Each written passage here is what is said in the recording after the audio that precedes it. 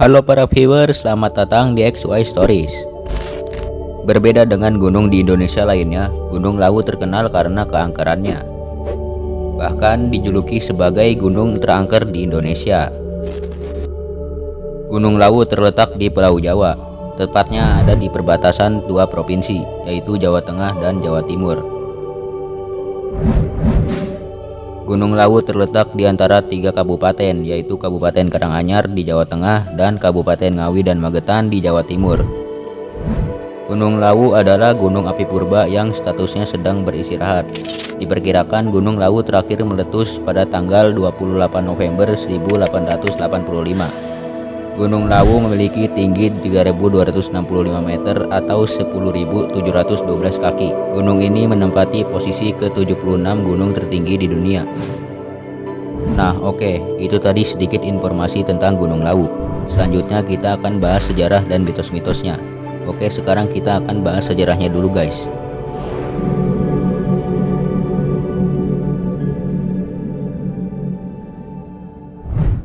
Cerita dimulai dari akhir kerajaan Majapahit, tepatnya pada tahun 1400 Masehi, pada masa pemerintahan Raja Brawijaya V.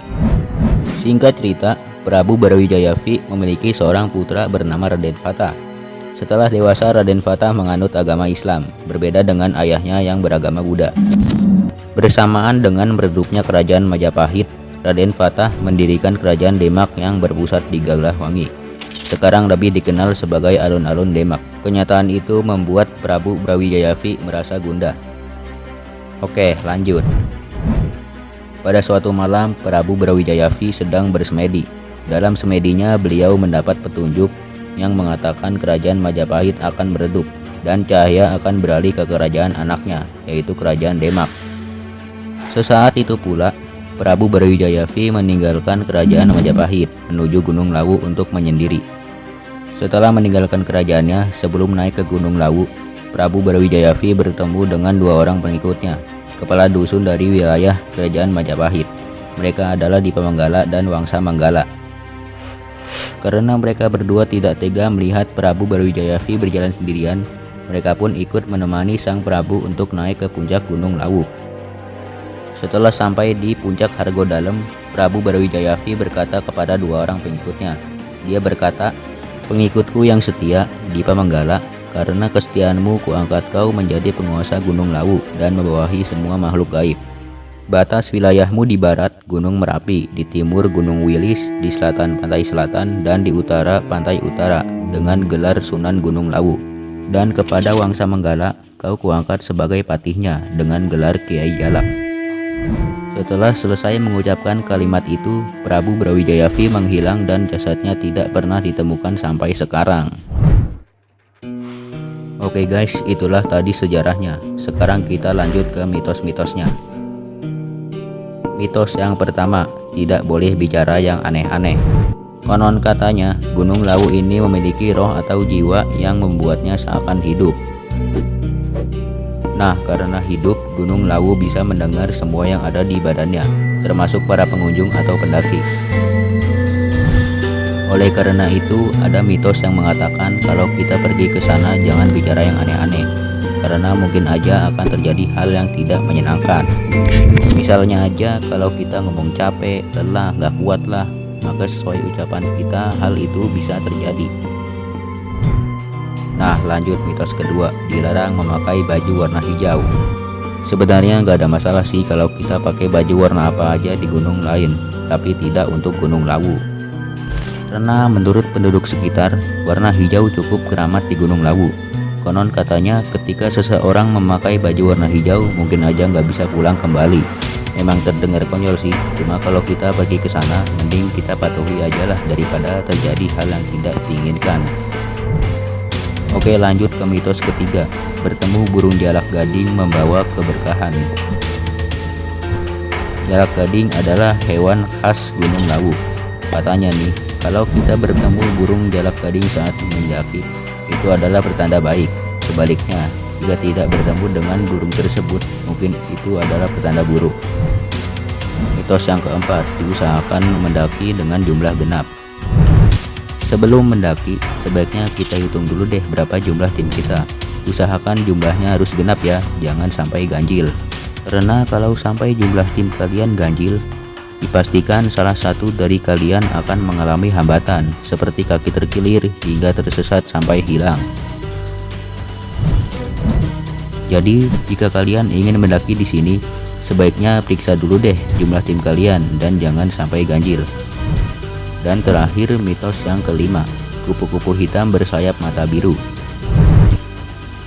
Selain burung jalak gading, kupu-kupu yang satu ini juga kental dengan mitos. Pasalnya, jika kalian mendaki dan bertemu dengan kupu-kupu ini, berarti kalian disambut. Tapi sebaliknya, jika kalian tidak bertemu juga tidak apa-apa. Kupu ini cuma menandakan kebaikan. Kalau kalian bertemu kupu-kupu ini, jangan coba-coba untuk menangkapnya, apalagi membunuhnya. Karena kalau itu terjadi, siap-siap untuk suatu hal yang buruk. Oke, untuk mitosnya sudah selesai.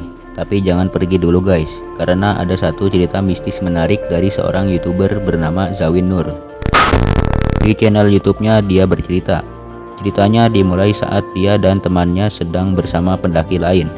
Saat itu mereka sedang beristirahat. Dan setelah beristirahat, pada pukul 5 sore mereka berdua pun berangkat menuju pos 5. Nah, di sini nih awal mula kejadian yang tidak diinginkan terjadi. Baru setengah perjalanan, bahkan belum sampai pos 4, hari sudah menjelang malam. Tapi mereka memutuskan untuk terus melanjutkan perjalanan, sampai akhirnya ada sebuah kejanggalan. Temannya yang bernama Toke itu katanya kecapean. Dia bilang capeknya karena berat, tapi bukan berat karena barangnya, tapi berat karena keanehan mistis. Dan karena tidak adanya tempat istirahat, mereka berdua pun akhirnya melanjutkan perjalanan. Dan tiba-tiba mereka langsung berhenti berjalan karena mereka mendengar suara aneh seperti orang yang bernapas. Mereka mendengarnya berkali-kali. Karena hal itu, temannya si Toke pun semakin ketakutan. Dia sampai bilang, "Zawin, kalau ada landai kita berhenti saja." Sampai akhirnya mereka sampai di pos 4. Tapi mereka tahu tuh kalau pos 4 itu angker. Ya, tapi karena terlalu seram untuk melanjutkan perjalanan, mereka membuat tenda di pos 4. Mereka pikir berada di dalam tenda itu bisa lebih aman, tapi ternyata tidak guys. Kejanggalan terjadi saat Zawin mengecek suhu. Dia ngecek suhu di luar 12 derajat Celcius dan di dalam tenda 16 derajat Celcius. Tapi anehnya dia tidak merasa kedinginan, padahal dia sedang pakai celana pendek dan pakai baju biasa. Dan karena dia tidak merasakan kedinginan, dia pun bercanda kepada temannya. Setelah dia bercanda, tiba-tiba suhunya langsung naik normal kembali. Seketika itu juga mereka pun langsung terdiam. Tidak sampai di situ, dia juga mendengar suara orang bernyanyi dan suara delman. Setelah itu dia pun sadar kalau dia mengenakan pakaian yang berwarna hijau dan tenda yang berwarna hijau. Padahal tadi kan udah dijelasin ya, mitosnya nggak boleh pakai baju warna hijau. Dan karena melanggar jadinya begini nih. Tapi guys, ada yang mengejutkan di balik ini semua. Katanya hal-hal mistis tadi adalah sambutan. Waduh, kalau cara nyambutnya gini mah mending gak usah disambut ya. Oke guys, cerita ini saya ceritakan bukan untuk menakut-nakutin. Cerita ini saya ceritakan hanya untuk berhati-hati dan mematuhi semua peraturan yang ada di sana.